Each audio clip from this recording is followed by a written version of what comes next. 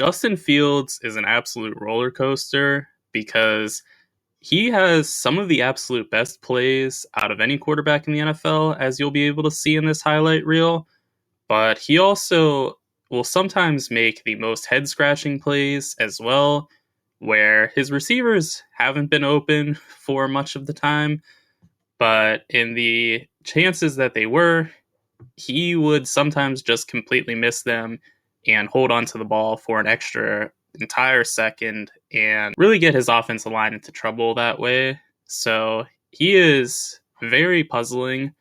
He also ranked 27th out of 42 quarterbacks in expected points added, which, if you don't know what that means, I have a video explaining it. So he has had some struggles with consistency, that's for sure. As far as the offensive line goes for the Bears, they are the recipient of a ton of unnecessary criticism because people point to them as if there's some major issue, but in reality, PFF ranked them as 16th best in pass protection, so dead average, and 6th in run blocking, so actually a really good group. They're not really an issue. The issue has been that the receivers have not been able to get open, and Justin Fields holds onto the ball a little bit longer than he needs to. As with quarterbacks that took more than 20% of the snaps last season, he had the longest time to throw by over 0.1 seconds, which is a pretty massive time, especially considering that's the next closest quarterback. His average time to throw was 3.5 seconds, and the average time to throw was 2.8. So he was holding onto the ball a considerable amount of time, which again wasn't all him. His receivers weren't separating, so he had to hold onto the ball for longer than he would have liked to. But he also tries to play make a fair amount, and that can get the offensive line into some uncomfortable positions as well. This year, though, I think the offensive line is going to be a little bit better because Lucas Patrick is out and Nate Davis is in, so there is a clear upgrade on the interior. As far as the tackles are concerned, Darnell Wright might be an upgrade over Larry Borom, but Borom was actually a pretty solid tackle, so I'm not certain that that's going to be an upgrade at the tackle position, but I am really confident that the interior is going to be improved. As far as their weapons are concerned, they have a major upgrade on their hands as DJ Moore has gone for 1,150 yards or more in 3 of his 5 seasons, and he's had about as bad of quarterback play as anybody has had in that span, so it hasn't been due to the quarterback, that's for sure. In addition to that, he was tied with Justin Jefferson for 20th in yards per reception, so he's very efficient when he gets the ball as well. And really, Darnell Mooney is a solid number 2. He had 1,000 yards in 2021, so he has shown some upside. He's not the most consistent receiver, but again, he also hasn't been playing with the best quarterback play in his career, so I'm willing to look past part of that. Chase Claypool, he's a solid number 3. I like him as a number 3. I don't like him as a number 2. Equanimeous St. Brown as well is a pretty good depth guy. He's a good number 4 option, and that's what he is now. So everybody's in the right position that they should be.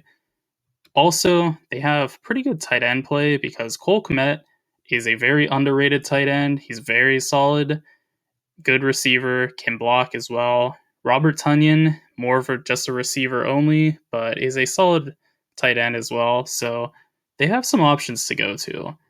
At running back, they also have some things to be excited about because they have Donta Foreman, who is a good sort of fringe number 1 running back, and Khalil Herbert, who might be a legitimate number 1 as well. It's going to be hard to differentiate between the two, at least to start out.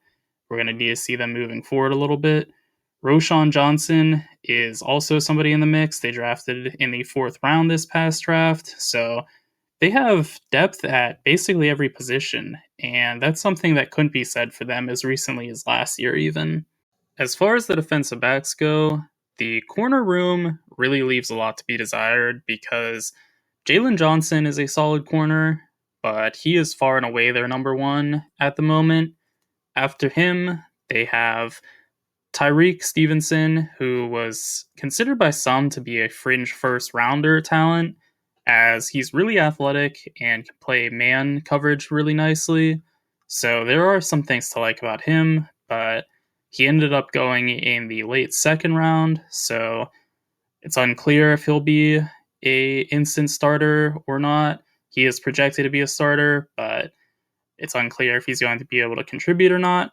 And after him, though, Kyler Gordon is a really solid prospect. He was thought of as being a second round talent, and he really struggled his rookie year. So it's really not great in the corner department for the Bears.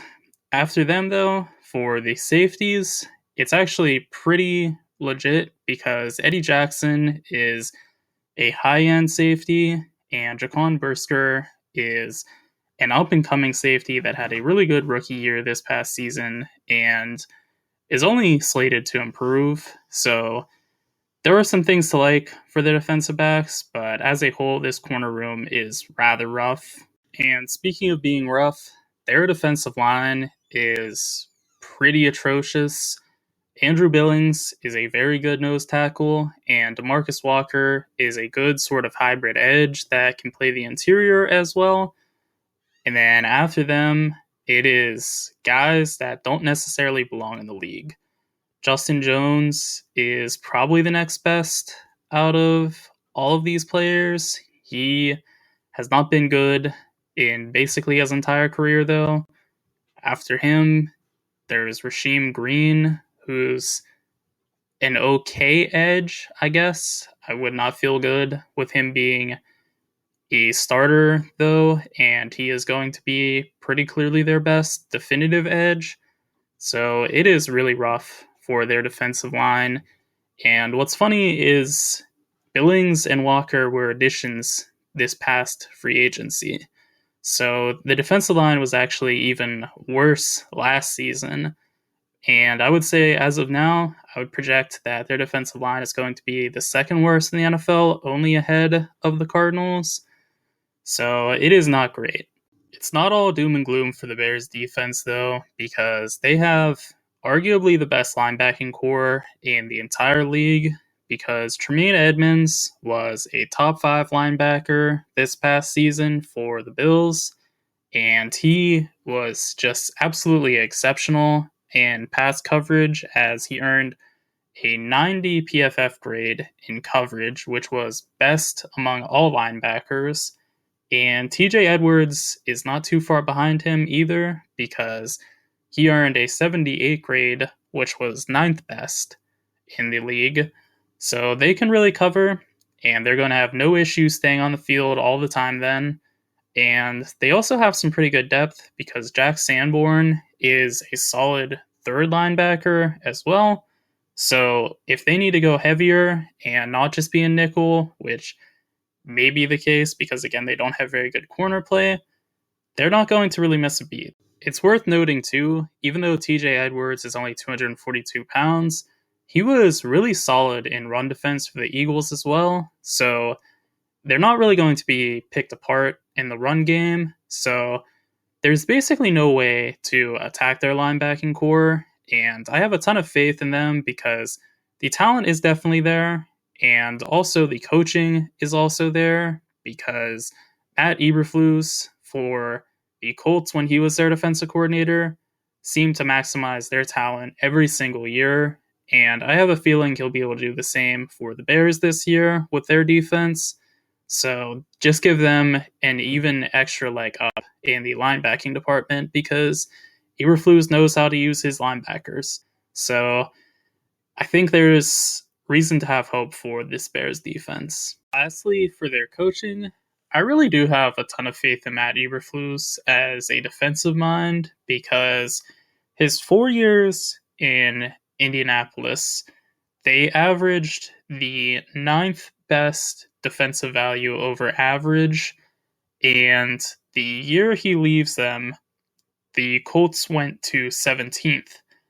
And really, they actually kind of added talent, because they had Stephon Gilmore, who was far and away the best corner the Colts had in that 5-year stretch. So there had to have been something done correctly by Eberflus to get the most out of the talent like he was. And I think he's pretty underrated just because defensive coaches aren't in vogue nowadays. So I think it goes underrated that he is as good of a defensive guru as he is because he's just not on the right side of the offensive expansion of this league. So are the Bears going to be any good this year? I think they might have the widest range of wins in the NFL because if Fields can take the next step with his improved cast, they can compete for a wild card spot. And if he plays like he did last year, they're back to being a bottom 5 team. So it's really anybody's guess. It's all going to come down to if Fields improves with this better offensive line and wide receiving core that's actually competent, because last year they were arguably the worst in the entire league, and this year they should be, I would say, about average. So there's going to be quite an upgrade. The defense is probably going to be a bit rough, but I think Eberflus is going to get the most that he possibly can out of his guys. So there are some things to like, and overall, I think they're going to be a pretty middling team, but they're going to have the upside for sure.